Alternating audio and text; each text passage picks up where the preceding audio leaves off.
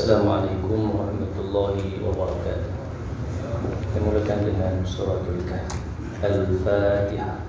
A'udzu billahi minasy syaithanir rajim. Bismillahirrahmanirrahim. Alhamdulillahi rabbil alamin. Ar-Rahmanir Rahim. Maliki yaumiddin. إياك نعبد وإياك نستعين اهدنا الصراط المستقيم صراط الذين أنعمت عليهم غير المغضوب عليهم ولا الضالين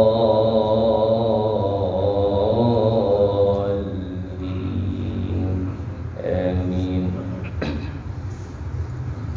بسم الله الرحمن الرحيم. الحمد لله الذي أنزل على عبده الكتاب ولم يجعل له عوجا قيما لينذر بأسا شديدا من لدنه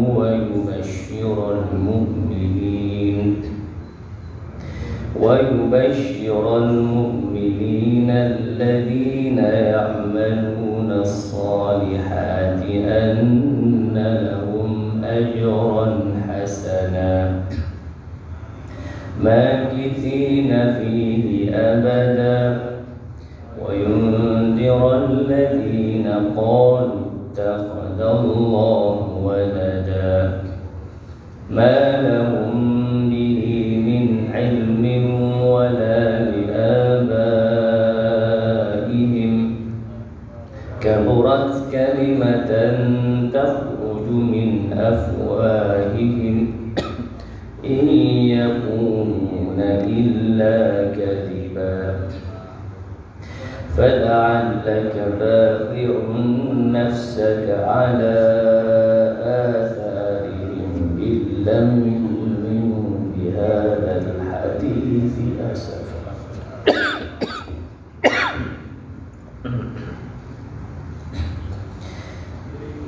إنا جعلناها على الأرض زينة لها لنبلوهم أيهم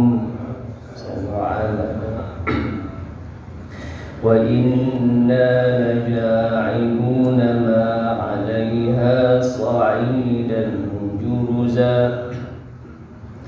أم حسبت أن أصحاب الكهف والرقيم كانوا من آياتنا عجبا إذ أوى الفتية إلى الكهف فقالوا ربنا آتنا من لدنك رحمة وهيئ لنا من أمرنا رشدا. أعوذ بالله من الشيطان الرجيم. الذين كانت أعينهم في غطاء عن ذكري وكانوا لا يستطيعون سمعا أفحسب الذين كفروا أن يتخذوا عبادي من دوني أولياء إنا أعتدنا جهنم للكافرين نزلا. قل هل ننبئكم بالأخسرين أعمالا الذين ضل سعيهم في الحياة الدنيا وهم يحسبون أنهم يحسنون صنعا أولئك الذين كفروا بآيات ربهم ولقائه فحاق حبطت أعمالهم فلا نقيم لهم يوم القيامة وزنا ذلك جزاؤهم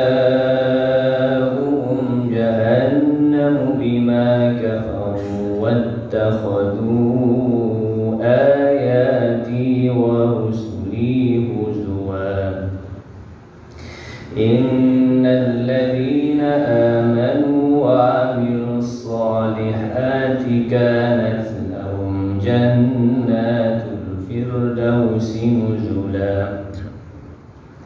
خالدين فيها لا يبغون عنها حولا قل لو كان البحر مدادا لكلمات ربي لنفد البحر قبل أن تنفد كلمات ربي ولو جئنا بمثله مددا قل إنما أنا بشر مثلكم يوحى إلي أنما إلهكم إله واحد فمن كان يرجو لقاء ربه فليعمل عملا صالحا ولا يشرك بعبادة ربه أحدا صدق الله العظيم.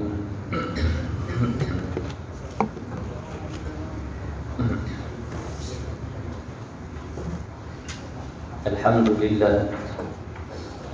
لله نحمده ونستعينه ونستهديه ونستغفره ونعوذ بالله من شرور أنفسنا ومن سيئات أعمالنا من يهده الله فلا مضل له ومن يضلل فلا هادي له أشهد أن لا إله إلا الله وحده لا شريك له وأشهد أن سيدنا محمدا عبده ورسوله اللهم صل على سيدنا محمد وعلى آله وأصحابه أجمعين رب اشرح لي صدري ويسر لي أمري واحلل عقدة من لساني يفقهوا قولي سبحانك لا علم لنا إلا ما علمتنا إنك أنت العليم الحكيم اللهم اجعلنا من الذين يستمعون القول فيتبعون أحسنه أستغفر الله العظيم إن الله غفور رحيم ولا حول ولا قوة إلا بالله العلي العظيم أما بعد Muslimin hadirin yang dirahmati Allah, marilah kita tingkatkan, marilah kita sama-sama merafakkan kesyukuran kepada Allah Subhanahu wa taala dengan limpah kurnia, izin, inayah, hidayah dan taufik darinya. Kita masih lagi diberikan ruang dan peluang serta kekuatan untuk kita hadir ke masjid dan telah pun kita melaksanakan salat subuh secara berjamaah, dan insya-Allah kita masih lagi menempatkan diri kita dalam rumah Allah untuk bersama pula dalam majlis ilmu kuliah subuh. Mudah-mudahan Allah Subhanahu wa taala mengganjarkan kepada kita dengan sebaik-baik ganjaran, khususnya pada hari Jumaat yang mulia ini. Amin Allahumma amin. Muslimin hadirin yang dirahmati Allah, insya-Allah kita akan menyambung kembali tafsir suratul Kahfi setelah, kalau tak silap, 2 bulan ya, kita tangguh kerana PKP. Jadi insya-Allah kita akan sambung, itulah pada ayat yang ke-54 dari suratul Kahfi. Yang ayat-ayat sebelumnya Allah Subhanahu wa taala menjelaskan kepada kita berkaitan dengan orang yang bersalah. Umpamanya ayat 54, ورأى المجرمون النار فظنوا أنهم واقعوها ولم يجدوا عنها مصرفا. Dan pada hari itu orang-orang yang berdosa, mujrim, orang yang bersalah kepada Allah, akan melihat neraka. Fadhannu annahum waqi'uha, lalu yakinlah mereka bahawa mereka akan diumbankan atau dicampakkan ke dalamnya, dan mereka tidak akan menemui sebarang lagi jalan yang dapat menghindarkan mereka darinya. Jadi Allah Subhanahu wa taala menjelaskan ayat 53 yang kita sebut dulu, bahawa orang yang bersalah di hadapan Allah, orang yang berdosa, orang yang kufur kepada Allah, nanti di hari akhirat mereka akan diperlihatkan neraka. Dan sedarlah, bila mereka diperlihatkan neraka, maka sedarlah mereka bahawa mereka akan dimasukkan ke dalam neraka. Wal'iyadzubillah. Dan tidak ada jalan boleh nak mengelak. Kalau dalam dunia ni boleh jadi macam-macam jalan, ya. Macam-macam jalan mengelak daripada tindakan undang-undang umpamanya, dipenjarakan dan sebagainya. Tindakan undang-undang boleh, ada duit boleh, rasuah, dan macam-macam dalam hidup di dunia. Tapi ingatlah bahawa nanti di hari akhirat tak ada jalan dah. Kalau dunia boleh jadi kerana dia kaya, banyak duit, dia nak lepas diri daripada ini, dia bayar ada rasuah kita sebut tadi, maka boleh lepas. Tapi nanti di hari akhirat tak ada peluang jalan, tak ada.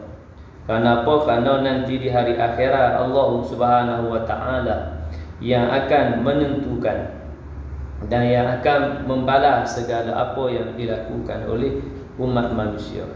Jadi tak ada boleh nak mengelak, tak ada boleh nak menghindarkan daripada Allahumma salli ala Sayyidina Muhammad, iaitulah siksaan dan balasan daripada Allah Subhanahu wa ta'ala. Maka kita sambung ayat 54 untuk pagi ini, 54, 55 dan 56 sekiranya diizinkan masa. Iaitulah Allah sebut, وَلَقَدْ صَرَّفْنَا فِي هَذَا الْقُرْآنِ لِلنَّاسِ مِنْ كُلِّ مَثَلٍ وَكَانَ الْإِنسَانُ أَكْثَرَ شَيْءٍ جَدَلًا. Yang bermaksud, dan sesungguhnya kami telah memberi penjelasan kepada manusia. وَلَقَدْ صَرَّفْنَا فِي هَذَا الْقُرْآنِ, dan sesungguhnya kami telah beri penjelasan, telah menjelaskan kepada manusia, fi hadzal Quran, dalam Quran ini, linnas, kepada manusia. Jadi Allah telah menjelaskan kepada manusia dalam Quran ini, min kulli mathal, dengan berbagai-bagai contoh perbandingan. Ayat 53 kita baca dulu, Allah dah beri dah misalan, bandingan. Allahumma salli ala Sayyidina Muhammad, balasan kepada orang yang bersalah, berdosa kepada Allah nanti di hari akhirat. Dan banyak lagi ayat-ayat yang Allah Subhanahu wa taala menjelaskan kepada kita, memberikan peringatan kepada kita sebagai jalan untuk kita takut, jalan untuk kita menjadi hamba Allah yang patuh kepada Allah. Wa kana al-insanu aktsara syai'in jadala, tetapi manusia adalah suatu kejadian yang paling banyak berdebat. Jadala, banyak berdebat. Kita sebut jadalah ni berdebatlah. Dalam berjidal ni ada boleh berjidal, bukan kita kata tak boleh berjidal atau berdebat ni. Itulah berjidal ni, berdebat ni untuk mencari kebenaran, tak apalah, untuk menentukan kebenaran. Dan yang benar itu di Allahumma salli ala Muhammad dipegang, kan? Dia tak boleh satu saja berdebat, lebih lagi kepada orang yang bukan ahli. Kalau hari ini berdebat macam-macam, dari sudut penjarakan sosial, kemudian bila penjarakan sosial itu mari ke masjid jarak saf, kan? Yang kata norma baharu, maka mari berdebatlah. Debat tu, debat ni, kan? Maka tak perlu berdebat, maka kita aku dengan Allahumma salli ala Muhammad, keputusan majlis jawatankuasa fatwa, kan? Ahli jawatankuasa fatwa telah memutuskan sekian-sekian, kita aku. Karena kita ada orang yang ahli dalam nak menentukan perkara urusan agama. Kalau kita berdebat popang, tak ada guna. Kenapa? Kerana dalam perkara itu kita meletakkan kepada Allahumma salli ala sayyidina Muhammad yang disebutkan ijma' ulama, sepakat para ulama, bersepakat para mufti. Kerana memang kita sebut Nabi SAW tak pernah sembahyang jarak. Dan di zaman Nabi SAW tidak ada penyakit COVID ni, kan? Maka itu perlu kepada kita sebutkan diperhalusi menurut hukum fiqh, usul fiqh. Kerana dalam bab agama ni, maka perkara antara yang utama selepas daripada menjaga agama iaitu dah menjaga nyawa.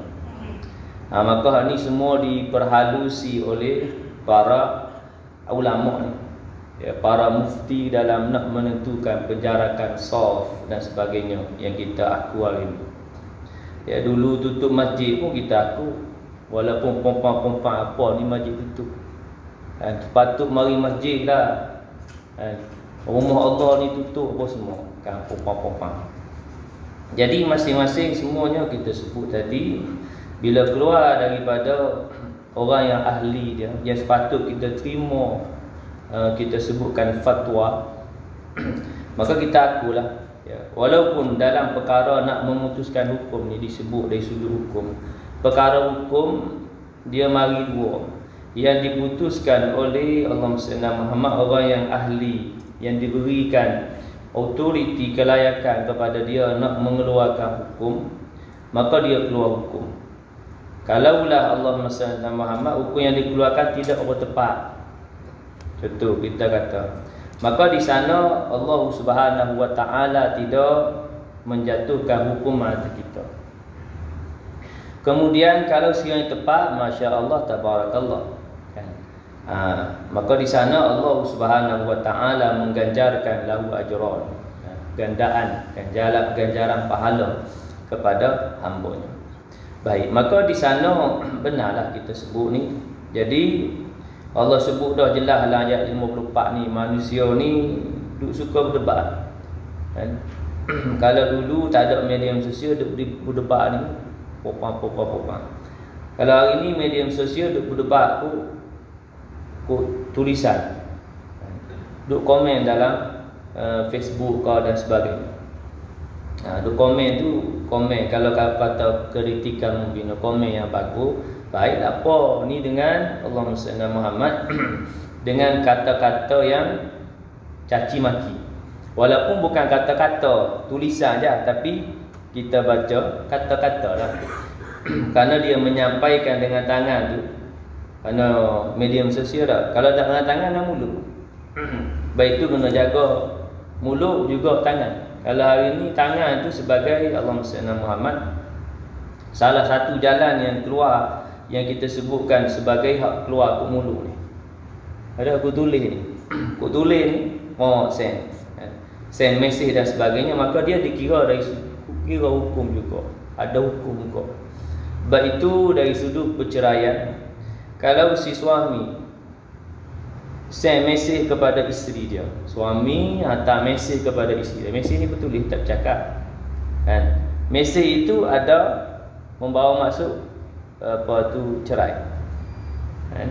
Dia send mesej daripada handphone dia, dia tulis mesej tu, dia send kepada bini dia, maka menurut hukum jatuh talak. Pasal suami walaupun kata bukan dengan lafaz, tapi itu adalah jalan daripada lafaz.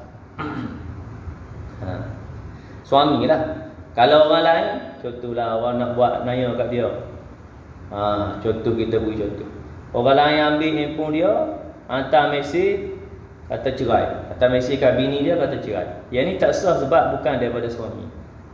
Tu hukum dia mari. Hukum dia mari kalau suami sendiri jatuh, kalau orang lain tak jatuh.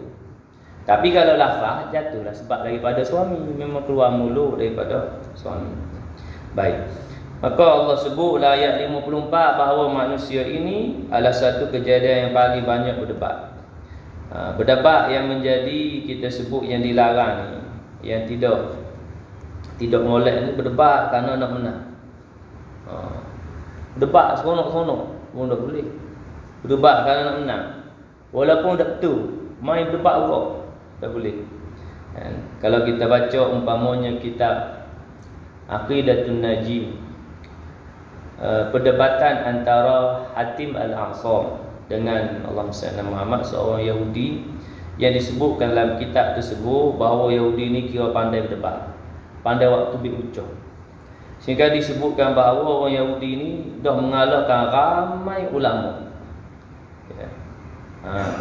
Maka Hatim Al-A'sam dia bukan nak debat, tapi kerana dah seumpama apa itu Islam ni dah, ialah kerana ramai dah para ulama ilmuwan dah kalah berdebat ni, maka nampak Islam ni ialah lemah.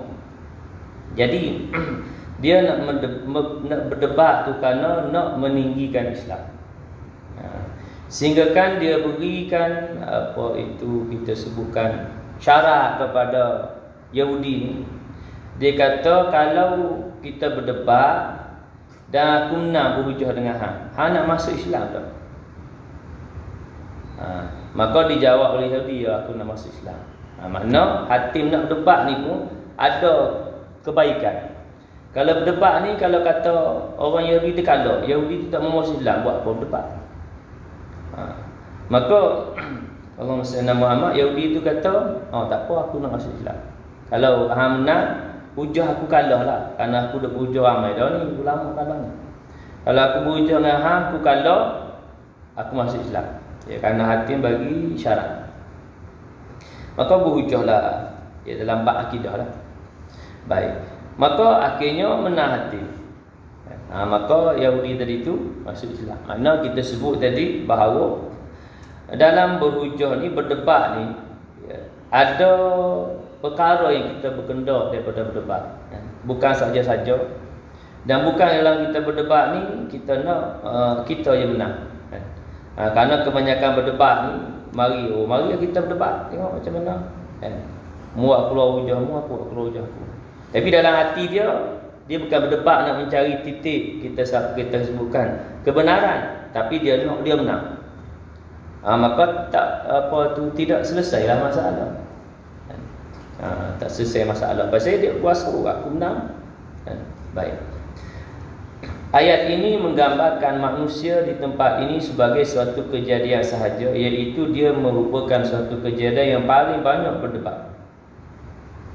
Tujuannya untuk merendahkan sedikit keangkuhan manusia dan mengurangkan perasaan sombongnya, dan supaya dia sedar bahawa dia hanya salah satu dari makhluk-makhluk Allah yang amat banyak, dan bahawa dia adalah satu-satunya makhluk di antara makhluk-makhluk Allah yang paling banyak berdebat setelah Allah mengemukakan segala macam perbandingan di dalam Al-Quran.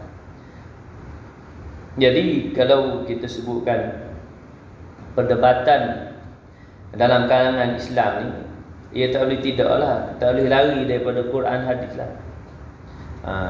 Kerana bila mana berlaku apa kita sebut perselisihan, farduhu ilallahi war rasul, maka kembali kepada Allah dan Rasul. Bila berlaku perselisihan dalam kalangan umat Islam, maka kembali kepada Allah dan Rasul, maka kembali kepada Al-Quran dan hadis Nabi sallallahu alaihi wasallam untuk mencari kebenaran. Baik. Kemudian Al-Quran membentangkan kekeliruan yang dipegang oleh orang yang tidak beriman, yang terdiri dari kebanyakan manusia di sepanjang zaman dan kerasulan. Itu ayat yang ke-55. A'udzubillahi minasyaitonirrajim.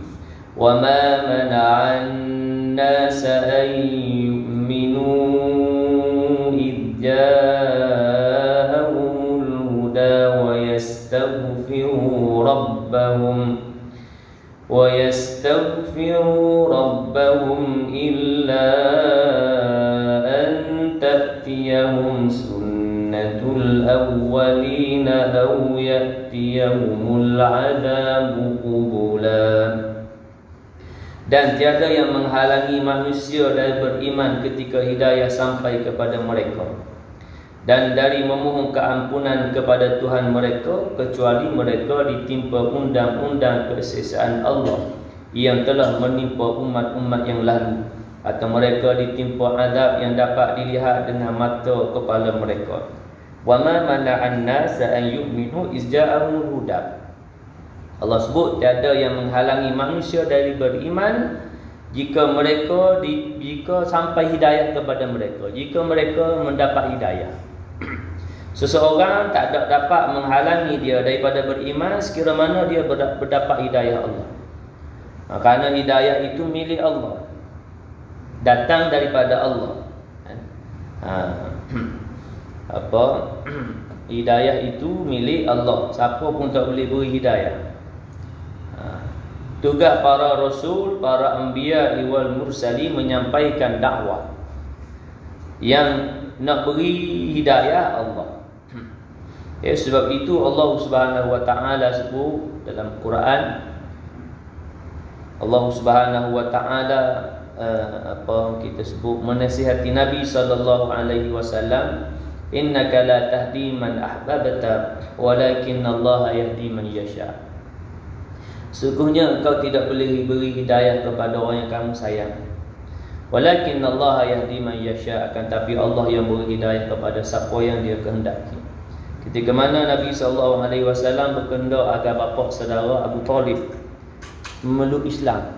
Kerana kita maklum sirahnya bagaimana Abu Talib, bapa saudara Nabi sallallahu alaihi wasallam, sangat membela Nabi dalam perjuangan dakwah Nabi. Sehingga Abu Talib ni beri jaminan. Makna orang Arab ni bila seseorang diberi jaminan, maka orang lain tak boleh ganggu. Bila dijamin oleh seseorang yang ada kuasa, maksudnya ada kita sebut pengaruh, dihormati, maka orang lain tak boleh kacau, tak boleh nak buat naya, tak boleh macam seperti mana sahabat yang lain disiksa kan. Apalagi yang menjadi hamba, umpama Sayyidina Bilal bin Rabah disiksa dengan begitu dahsyat sekali. Maka orang yang dijamin ni tak boleh diganggu, tak boleh disiksa, apalagi disiksa. Sehinggalah meninggalnya Abu Talib yang disebut Amul Husni, tahun kesedihan. Maka lepas tu tak ada yang jamin. Maka Allah Sayyidina Muhammad Nabi SAW dia disiksa oleh musyrikin Quraisy. Baik. Jadi kehendak Nabi agar bapa saudara yang membela, sangat membela Nabi SAW dalam perjuangan dakwah Nabi, cuma tidak beriman, cuma tak masuk Islam. Malah membenarkan anaknya ke sepupu Nabi Ali ikut Nabi. Cuma diri dia saja tak. Allah Sayyidina Muhammad tidak beriman, tak masuk Islam. Tahu apa kita sebut, mengetahui bahawa apa yang dibawa Nabi itu betul. Seperti mana juga pembesar-pembesar, pemuka-pemuka Quraisy, musyrikin Quraisy pada ketika itu tahu apa yang dibawa Nabi itu betul. Akan tetapi kerana kita sebut ego dan juga kepentingan yang mereka berkehendak untuk mereka capai, maka menghalangi mereka daripada ikut apa yang dibawa oleh Nabi sallallahu alaihi wasallam. Baik, maka bila mana Allah beri hidayah, tak ada siapa boleh halang. Demikian jugalah sebaliknya. Maka Allah sebut di penghujung ini, wa yastaghfiru rabbahum illa an ta'tiyahum sunnatul awwalin aw ya'tiyahumul 'adzabu qubula. Kecuali mereka ditimpa undang-undang kesiksaan Allah yang telah menimpa umat-umat yang lalu, atau mereka ditimpa azab yang dapat dilihat dengan mata kepala mereka. Dalam bahasa yang lain, orang ini kufur kepada Allah setelah mana Allah Subhanahu wa taala menjelaskan kebenaran. Tapi mereka tidak mau beriman gitu. Karena Allah sebut ayat 54, wa laqad sarrafna fi hadzal qur'ani lin-nasi min kulli mathal. Sebab itu orang yang mana Allahumma salli ala sayyidina Muhammad tidak sampai lagi rasul, atau tidak bangkit lagi rasul, dan tidak ada jalan hidayah, tak bangkit rasul dan Allahumma sayyidina Muhammad kitab panduan. Maka orang ini disebutkan adalah yang kita sebut ahlul fatrah. yang tidak diazab oleh Allah, kerana Allah sebut dalam surah Al-Isra, wa ma kunna mu'adzibina hatta nab'atha rasula. Sesungguhnya kami tidak mengazab seseorang ni melainkan diutus rasul. Maka antara perasulan ni rasul, kerana rasul nak diwajibkan menyampaikan hidayah, nak memperbetulkan akidah. Antara fatrah rasul-rasul ni ada fatrah yang mana Allah Subhanahu wa taala tidak mengazab mereka ni, walaupun mereka ini tidak beriman, kerana terputus jalan hidayah. Melainkan kita umat Muhammad sallallahu alaihi wasallam ila yaumil qiyamah tak ada dah fatrah tu. Kerana Nabi sallallahu alaihi wasallam khatamul anbiya mursalin, tak ada nabi yang seterusnya. Dan bersama dengan kita, walaupun Nabi sallallahu alaihi wasallam telah wafat, tetapi bersama dengan kita jalan hidayah, panduan, iaitu kitab. Baik itu antara rasul dengan rasul ni, kewafatan rasul, kemudian Allahumma salli ala Muhammad, terputus panduan, kitab panduan. Sama ada sebelum Al-Quran, iaitu diubah oleh tangan-tangan manusia, Taurat wal Injil. Maka mustahaklah disebutkan bahawa diutuskan Rasul Nabi kita Nabi sallallahu alaihi wasallam dan diturunkan kitab panduan Al-Quran. Dan sebab itu juga hikmah Allah Subhanahu wa taala pelihara Al-Quran, kerana menjadi panduan kepada umat Muhammad, umat manusia hingga kiamat. Kalaulah sekiranya, kita sebut memang tak berlaku lah, kalau sekiranya Al-Quran ini boleh berlaku perubahan seperti mana kitab Injil dan Taurat, maka bila hak berubah tak ada dah betul, mula situ pula orang itu Allah Ta'ala sebab terputus jalan hidayah, seperti mana hak sebelum. Tetapi hikmah Allah Subhanahu wa taala pelihara, tak berubah. Atau kita sebut tak boleh diubah oleh tangan-tangan manusia hingga kiamat. Sebagai Allah Subhanahu wa taala nak kita sebutkan berada bersama manusia hingga kiamat ni, ada panduan untuk manusia nak kembali ke jalan yang betul, jalan yang benar. Kalau sebelum ni sebelum kerasulan Nabi kita Nabi Muhammad sallallahu alaihi wasallam, kitab Injil dah berubah oleh tangan bima kasabat aydin nas, dengan tangan-tangan manusia ubah. Old Testament dan New Testament, perjanjian lama dan perjanjian baru, Taurat dan Injil diubah oleh tangan manusia. Ada putus lah. Maka fatrah selepas itu yang disebut sebagai Allahumma salli ala Muhammad, yang Allah sebut dalam surah Al-Isra tadi, bahawa Allah tidak azab sehingga Allah utus rasul. Sebab itu bagi i'tikad kita Ahlussunnah wal Jamaah, yang dah benda Nabi, tuan Nabi, tidak tergolong dalam golongan yang nanti diazab di hari akhirat. Walaupun boleh jadi ada pandangan yang kata kena azab lah sebab tidak beriman, kerana berlega dan berada dalam, kita sebutkan penyembahan berhala, ta'budul asnam, menyembah berhala. Maka diberilah kita sebutkan dalil, iaitulah seperti mana juga bapa Nabi Allah Ibrahim, Adam. Wa idh qala Ibrahim li abihi Azara atattakhidhu asnaman alihah. Nabi Ibrahim kata kepada ayah dia Azar, kenapa engkau semua berhala? Demikian juga Nabi Nuh alaihi salam, isteri dan anaknya tidak beriman. Maka dijawab, ayah Nabi Ibrahim dan juga isteri dan anak Nabi Allah Nuh alaihi salam tidak beriman setelah mana kerasulan. Mereka ni telah pun diturunkan wahyu dan berdakwah untuk menyampaikan kebenaran. Berbeza kita sebut tadi, ayah dan bunda Nabi, tuan Nabi. Nabi masa tu masih lagi kanak-kanak. Yang kita beri contoh sama, yang mereka bagi hujah ini, iaitu siapa dia? Bapa saudara Nabi, Abu Talib. Kerana kerasulan Abu Talib masih hidup dan meninggal dunia belum lagi beriman, tidak masuk Islam. Maka sama ni.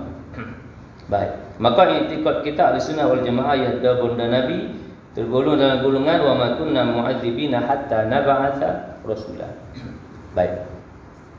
Jadi yang disebutkan tadi adalah ayat 54, bahawa Allah nak azab hamba kerana keadilan Allah. Hamba yang terputus jalan hidayah, Allah tak azab. Adil Allah kepada hamba, adil Allah kepada makhluk hamba manusia. Bila mana sampai Rasul beri dakwah, menyampaikan dakwah, kemudian ada panduan diajar oleh Nabi. Kalau kita zaman selepas kewafatan Nabi SAW bersama kita ada Quran, panduan tu masih ada. Jadi apa-apa pun balik kepada Quran, rujuk balik Al-Quran dan hadis Nabi SAW. Bersama kita ada Quran. Tapi hak sebelum tu tak ada. Kerana keadilan Allah, maka mereka tidak layak diazab oleh Allah Subhanahu Wa Taala kerana terputus, kerana adil Allah. Maka mari pula pertanyaan umpamanya bagaimana kalaulah Allah Maha Pengasih dan Maha Penyayang, maka Allah tak azab hamba dia. Nanti di hari akhirat tak ada neraka. Allah Maha Pengasih, Maha Penyayang kan? Maka kita jawab itulah kerana keadilan Allah itulah. Kalaulah sekiranya semua Allah tak azab, semua baik orang Islam benarlah, atau orang kafir Allah tak azab, maka ia tidak adil kepada orang yang beriman, orang Islam. Kerana orang Islam ini dalam kehidupan di dunia dibebani yang kita sebut mukallaf, bebani hukum, bebanah hukum, tanggungjawab. Sembahyang 5 waktu, masuk Ramadan, puasa, demikian. Tanggungjawab kita sebagai orang Islam, hamba yang beriman kepada Allah. Orang bukan Islam, ikut suka dia. Dunia ni syurga bagi dia. Sebab itu kita orang Islam, dunia ni bukan syurga lah. Kerana kita ada batas, yang sebut batas hukum atau syarak. Mari masa sembahyang fardu tu tak boleh tinggal. 5 waktu tak boleh tinggal. Kalau kita berasa aku nak bebas, tak mau sembahyang, tu mana kita saling tidak tumpah semua dengan orang yang tidak beriman. Kerana kita dibebani hukum. Sebab itu orang Islam ini, dunia ni ibarat kasijni, seperti penjara. Memanglah kita tidak dipenjarakan, dalam erti kata ada batas dia, tak boleh bebas. Tetapi orang bukan Islam bebas ikut suka dia, tak ada batasan hukum, ikut suka. Walaupun ada kita sebutkan perkara yang Allah larang, tapi tidak dipedulikan. Maka disebutkan dalam ayat 55 bahawa kerana dengan sebab mereka tidak beriman kepada Allah, tidak mengambil pelajaran daripada yang Allah terangkan dalam Quran, maka sebab itu mereka layak disiksa oleh Allah Subhanahu Wa Taala, dan mereka layak ditimpa azab, azab oleh Allah Subhanahu Wa Taala. Itulah keadilan Allah. Orang yang beriman masuk syurga, orang yang kafir masuk neraka. Walaupun kita dalam ayat Quran banyak jelas mari sebut neraka ni azab yang paling pedih, walahum azabun alimun bima kanu yaktibun, bagi mereka azab yang sangat pedih kerana sebab mereka mendustakan ayat-ayat Allah. Walahum azabun azim, maka bagi mereka azab yang besar. Walahum azabun syadid, bagi mereka azab yang bersangatan siksanya. Nak memberikan peringatan kepada kita bahawa keadilan Allah Subhanahu Wa Taala, walaupun kita melihat orang yang bersalah kepada Allah itu disiksa dengan begitu dahsyat sekali. Kenapa? Kerana selayaknya manusia ini beriman kepada Allah yang menciptakan kita. Maka sebab itu dosa yang besar, dosa yang paling besar yang tidak diampunkan oleh Allah, iaitu dosa mensyirikkan Allah, menyekutukan Allah. Dosa mensyirikkan Allah Subhanahu Wa Taala. Inna syirka la zulmun azim, kerana sesungguhnya syirik itu kezaliman yang paling besar. Zalim kepada diri sendiri, zalim kepada diri dia. Sebenarnya dia zalim kepada diri dia sendiri kerana dia tidak beriman atau dia menyekutukan Allah yang menciptakan diri dia, yang memberikan pelbagai nikmat yang boleh dia kecapi hari ini. Dia boleh hidup. Dia boleh hidup ni nikmat Allah beri, tapi sanggup dia menduakan Allah, menyekutukan Allah. Boleh hidup, boleh bernafas, boleh hirup udara, boleh hirup oksigen. boleh makan, boleh minum, semuanya datang daripada Allah. Cukup kita sebutkan sebelum ini bahawa Allah nak tahan nikmatnya supaya umat manusia ini sengsara siksa. Allah tak buat turun hujan. 6 bulan hujan tak turun. Kemarau. Pasti air habis kering. Tumbuh-tumbuhan mati habis. Tak boleh hidup pasal tak ada air.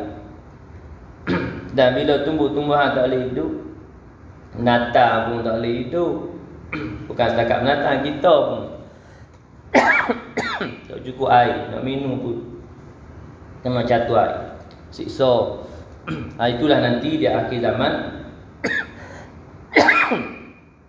Allah uji dengan kemarau. Dan ketika itu jugalah fitnah, datangnya fitnah Al-Masih Dajjal. Baik, muslimin hadirin yang dirahmati Allah. Maka 2 ayat yang kita bicara untuk pagi ini, cadangnya 3 tapi kerana masa dah pukul 8 dah. 2 ayat yang kita bicarakan bahawa Allah Subhanahu Wa Taala memberikan peringatan kepada kita agar pertama jangan kita suka berdebat. Walaupun disebutkan bahawa manusia ini adalah kejadian yang paling banyak berdebat. Banyak berdebat, memang banyak berdebat. Bila tak puas hati, dalam medium sosial, bila mari pandangan tu pandangan ni, hari ni pula mari berdebat pula pasal vaksin pula. Tak apa kita kata dalam perkara itu kita bukan ada apa kita nak sebut autoriti, ada kuasa, tak ada apa. Kita nak terima. Biarlah mereka yang ada kuasa dan autoriti dalam menentukan hukum, dalam memutuskan. Ya, sama ada kita kena terima vaksin ataupun tidak, maka kita Allahumma salli ala Muhammad, akulah. Tapi sebelum ni pun kita dah terima dah sutikan masa bayi berapa sutikan dah kena ni. Kan? Mudah-mudahan dengan keputusan mereka tu, dengan mengambil, boleh jadi dengan mengambil vaksin tu, kita sebutkan dengan demikian kita dengan dapat vaksin itu menghalangi kita daripada virus tersebut. Maka insya-Allah satu ketika dan saat nanti kita boleh sembahyang secara biasa lah, rapat-rapat. Pasal dah kalau dulu kan penyakit dulu penyakit apa semua ada vaksin, pakailah vaksin hak masa bayi kan. Maka itulah sebagai jalan lah.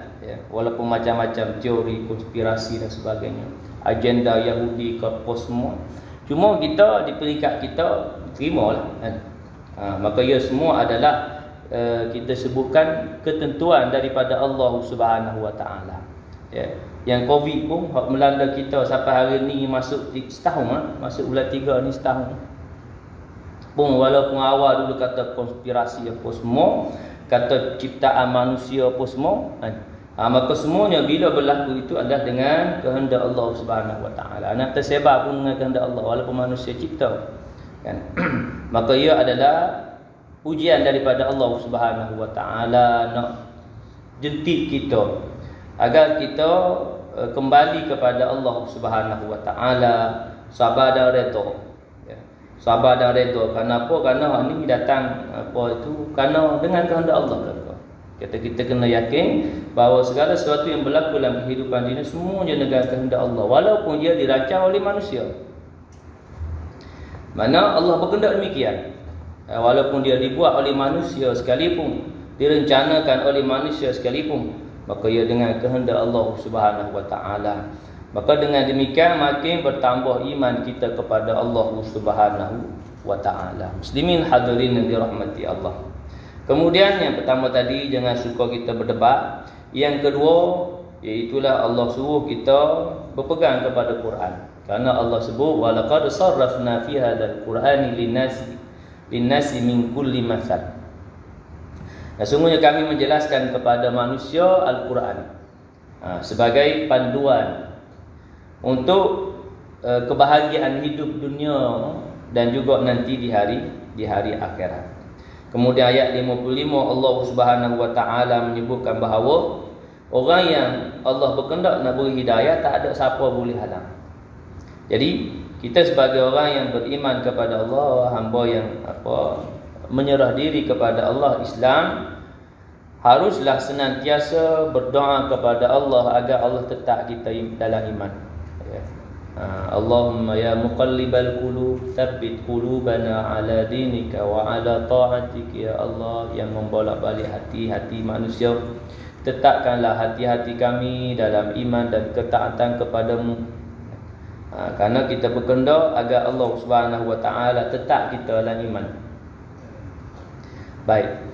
Kemudian bila mana hamba itu tidak berpegang kepada Quran, malah meninggalkan Al-Quran, maka layaklah hamba itu disiksa oleh Allah Subhanahu wa taala, wal iyadu billah. Jadi sekadar itu, mudah-mudahan apa yang kita bicarakan pada pagi yang mulia ini beroleh manfaat dan ganjaran. Mudah-mudahan menyentuh hati kita agar hati kita insaf, menjadikan kita hamba yang benar-benar beriman dan bertakwa kepadanya. Amin Allahumma amin.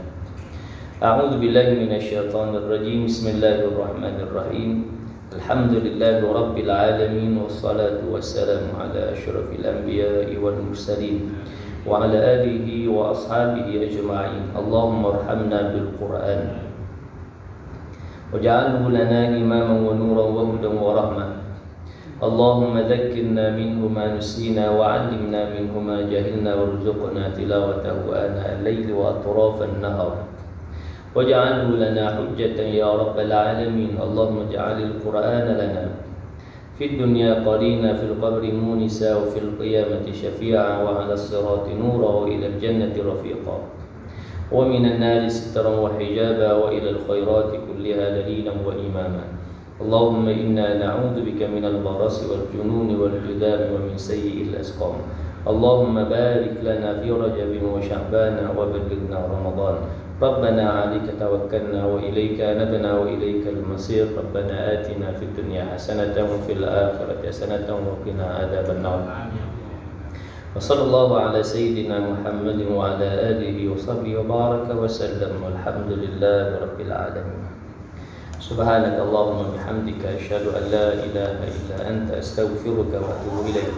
Bismillahirrahmanirrahim. Wal 'asri innal insana lafi khusr illa alladhina amanu wa 'amilus shalihat wa tawasaw bil haqq wa tawasaw bis sabr. Wa billahi taufiq wal hidayah.